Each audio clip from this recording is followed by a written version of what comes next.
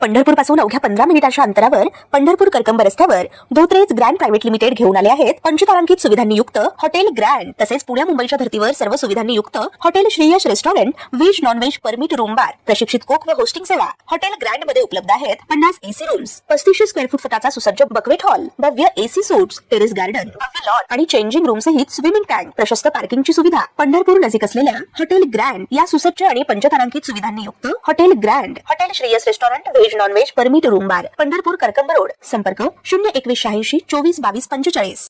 नात्यातील तरुणीने लग्नास नकार दिल्यानंतर मानसिक नैराश्यात गेलेल्या तरुणाने शहरातील एका लॉजमध्ये आत्महत्या केल्याची धक्कादायक घटना उघडकीस आली आहे। हरीश भास्कर बंडी, वय वर्ष 29, राहणार वल्लभनगर, सोलापूर असे मृत तरुणाचे नाव आहे। याबाबत मिळालेल्या माहितीनुसार हरीश बंडी आणि नात्यातीलच एका तरुणीचे मागील 6 वर्षापासून प्रेम संबंध होते।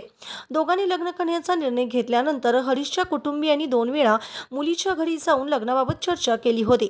मात्र मुलीच्या आई वडिलांनी पत्रिका जुळत नसल्याचे कारण देत लग्नाला नकार दिला।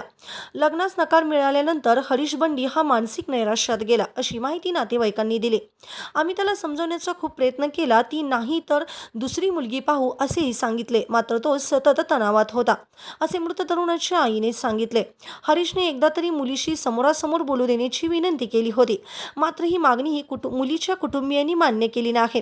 त्यानंतर मुलीचा मोबाईल बंद ठेवण्यात आला आणि तिने हरीशशी संपर्कही तोडल्याचा आरोप कुटुंबियांनी केला आहे। या सर्व घटनेनंतर हरीश बंडीने शहरातील एका लॉजमध्ये जाऊन टोकाचे पाऊल उचलल्याचे समोर आले। घटनेची माहिती मिळताच पोलिसांनी घटनास्थळी धाव घेऊन पंचनामा केला।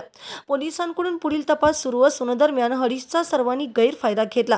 त्याच्याकडील पैसे संपेपर्यंत त्याचा वापर करण्यात आला आणि नंतर त्याला एकटे सोडून देण्यात आले। आम्ही अनेक वेळा विनवण्या केल्या, हातापाया पडलो, तरीही मुलगी देण्यास स्पष्ट नकार देण्यात आला। यापुढे कोणत्याही तरुणाचा अशा प्रकारे वापर होऊ नये यासाठी संबंधित मुलगी, तिचे आई वडील आणि भावावर खुनाचा गुन्हा दाखल करण्यात यावा, अशी मागणी हरीशच्या आई वडिलांनी केली आहे। ताज्या घडामोडी पाहण्यासाठी आमच्या YouTube चॅनलवरील PVR म्हणजेच पंढरी वार्ता या न्यूजला सबस्क्राइब करा आणि शेजारील बेल आयकॉनवर क्लिक करा।